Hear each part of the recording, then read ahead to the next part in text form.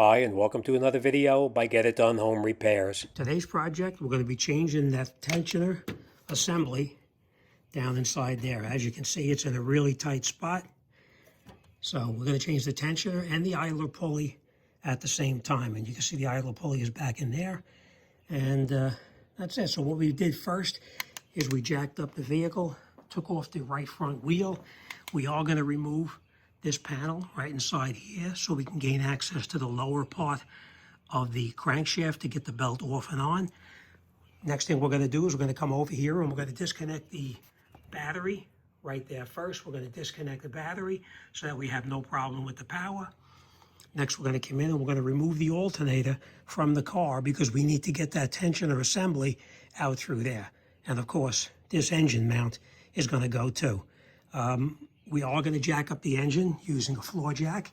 We're going to take the jack, put a piece of wood across the top right here, put it underneath the oil pan, and then bring it up slightly just to take the tension off of that upper mount. All right, so let's get in there and let's get started.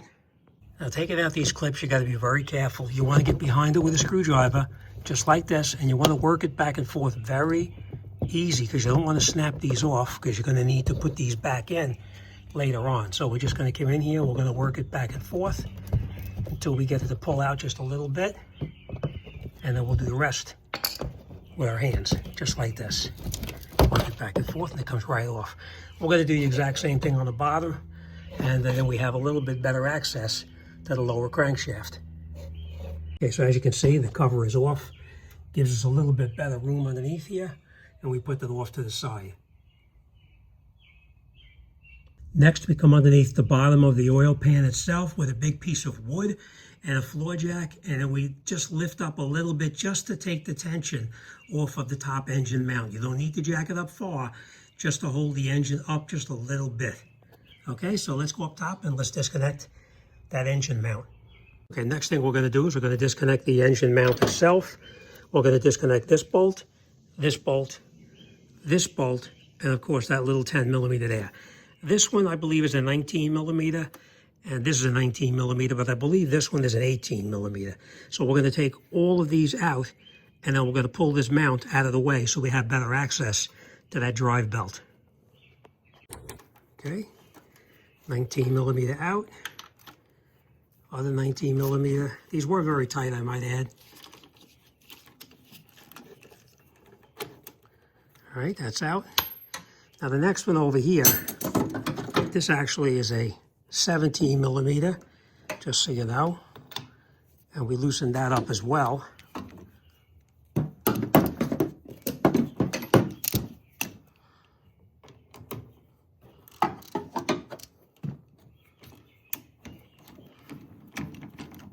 All right, so now we're going to take all those bolts out, including that 10 millimeter that you see right here. We broke this one loose already.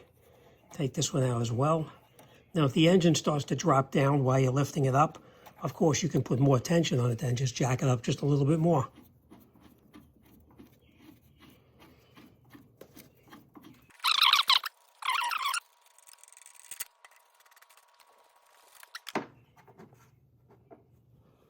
Take out this one, and take out this one. And now we're going to put this over this way, and our mount is ready to come off, and it opens it up a little bit nicer in there so you can get in there.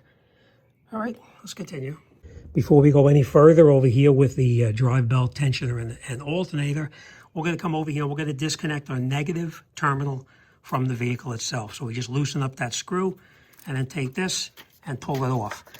When you have this off, make sure you just don't leave it here because it may just slide over and touch into it again and energize the whole system. So make sure you put it off to the side, away, so that nothing is gonna cause it to fall back and accidentally touch that. Okay, I know it's a little difficult to see, but let me explain to you what I'm gonna do. This is the water pump right here. Before we take off that drive belt right there, we're gonna break loose all of these bolts on the water pump. Now these bolts here are 12 millimeters, just so you know. So we're going to break these loose before we take off the drive belt because it'll be just a little bit easier. All right, so let's give it a try and see how it works. As you can see, the whole thing is turning. not going to work so good. All right, so what we're going to do is we're going to come in here with a screwdriver, and we're going to put a screwdriver in here, and we're going to wedge it between this bolt and this bolt to keep it from rotating. I'm not going to be able to film it because it's really a tight spot, as you can imagine. All right, so we're going to take and loosen up one bolt, but we're going to use the screwdriver to hold these two here so that they don't rotate. All right, so let me do that, and then we'll come right back. I just want to mention this to you too. Do not remove the bolts all the way. Just one turn out because the drive belt is still on there. You just want to crack them loose for now.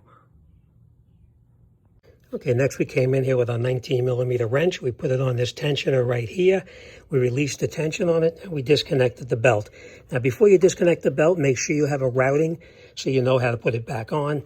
And of course, you can get it online or just take a picture of your particular car. All right, let's take this belt out, and then we're going to take this alternator out.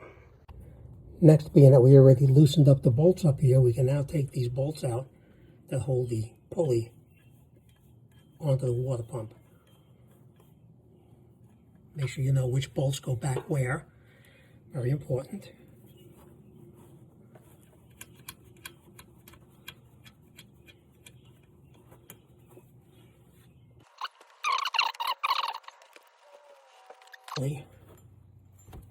Will come off. It may not come out, but it will move out of the way so we can gain access up top. All right, so let's go back up top. Okay, next we're going to come down on the alternator. We're going to pull off this wiring harness right here. And the way you do that is you just push this back a little bit and it pops right out. This piece right here, push it back and it pops out. This one here, the same thing. You squeeze it and you pull it and it pulls right off. You're just squeezing this tab in right here. This one here was the exact same thing. Push it in, squeeze the tab, take it off. This one is a 10mm. So we're going to loosen up that 10mm bolt there. And we're going to disconnect this bolt right here because the air conditioning line connects up to it as well. Okay, next we took out the 12mm bolt here and the 12mm bolt down below, loosened up the alternator, and now we're ready to take out the alternator from the car. Don't just yank it. Make sure nothing else is holding it in place. We're going to disconnect another wire that's going down to the bottom, right down there, and then we'll pull it out. And now that we have the alternator out, we can get the pulley out as well. It's a tight squeeze, but it does come out. Okay, we'll put this off to the side for now, and now it opens it up quite a bit down there. All right, so next we're going to come down and we're going to disconnect that. Where is it? Right over here is a 12mm bolt holding that tensioner assembly on, and we're going to disconnect the bolt on the bottom. So let's do that. Okay, I just want to give you a word of advice before you go any further. You see this bolt right in here? That's an Allen key. You want to make sure that all of the road debris is out of that. Now, when you put your Allen key in there, make sure that it goes in all the way. You don't want to get it partially in there and strip that bolt out, because if you do, you're going to have a real big problem. Make sure you have the correct size. I believe this is an 8mm. So we're going to take that, tap it in, and we're going to break that bolt loose right there. Okay, so that bolt is extremely tight, just so you know. As you can see, it's very close to the frame itself, so you may have trouble getting it in there, getting that Allen key in there. If you do have a problem, you're going to need to get a shorter Allen key. Just as I said before, make sure you do not strip it out. If you strip it, you're going to have a real big problem. So we just broke it loose, and now we'll take it out.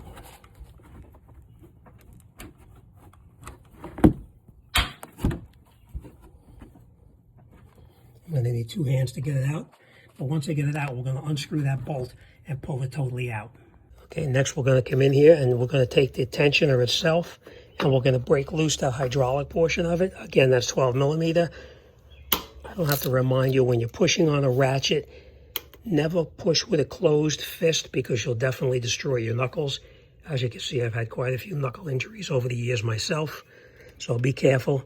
Always push with an open fist, and that way you avoid destroying your knuckles.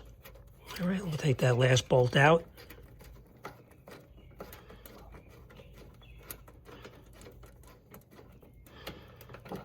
Okay, it's out. Now our tensioner assembly should come out. Let's try to maneuver it and get it out of there.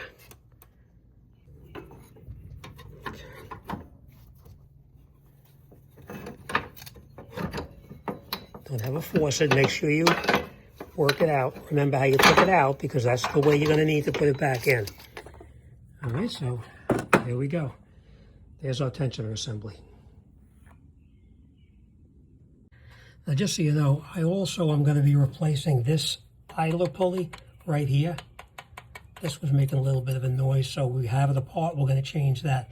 We're going to come on here with a 14mm wrench right here, and we're going to break it loose, and we'll pull that pulley off. So let me do that. Now, as you can see, that's in the tight spot up there. We cannot get in there with the regular ratchet, and we need the leverage to break it loose. If you need additional leverage to break it loose, which you probably will, you put your 14mm on the bolt itself, put another wrench on it like that to increase the leverage, and then you can break it loose. And then once you break it loose, we just unscrew it. Of course, don't lose the bolt. You know you're going to need it again.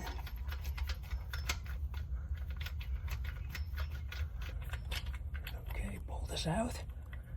Let's take that down.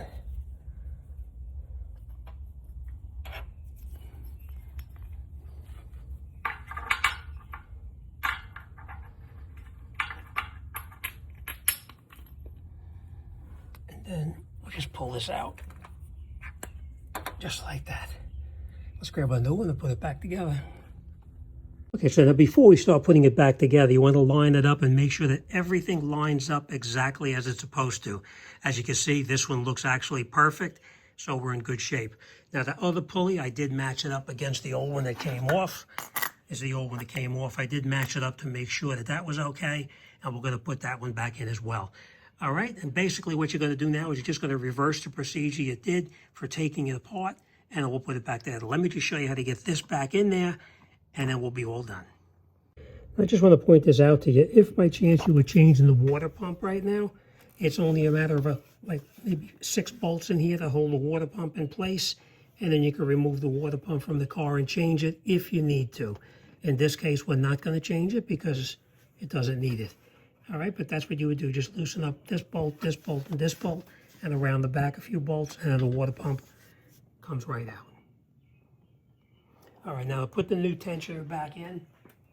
It's a little bit tricky to get it in there, and the way you do it, I'm going to try to do this one-handed. The way you get it back in there is you take it like this, okay? So you basically get it in here like this. You slide it in through the top right here, then you grab that tensioner assembly right there, pull it up, and you come around the water pump just like it is. And now we're just going to reverse the procedure, catch that bolt down the bottom first, make sure it's tight. Then we'll catch the tensioner in here, make sure that's tight, and then reverse the entire procedure and put it back together. Okay, we got the water pump pulley back in place down there. You can see it's in the location. We held it in place, and we securely screwed in the 3 screws to hold it in place. We didn't tighten them yet. We just have them snugged in there. And then now we'll come in and we're going to put the alternator back in the car. Okay, alternator's back on. We actually have the plug.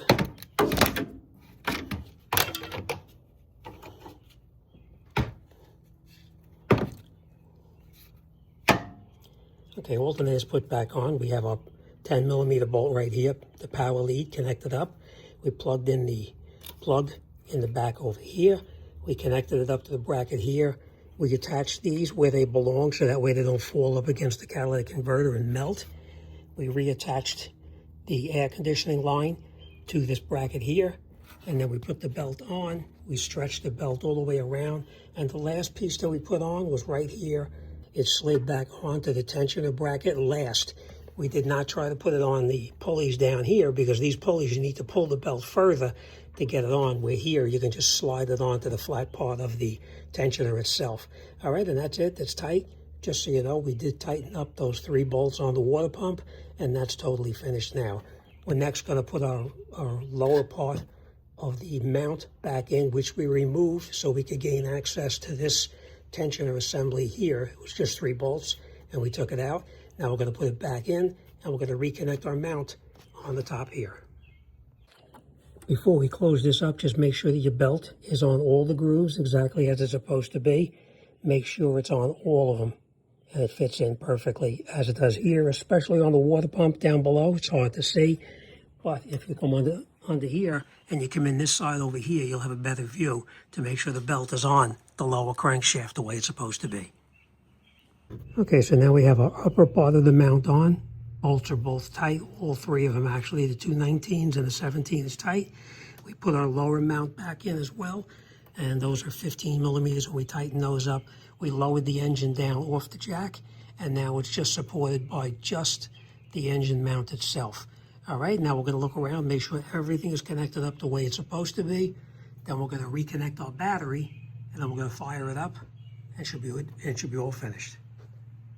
I hope my video was helpful. Thanks for watching, and I'll see you on the next one.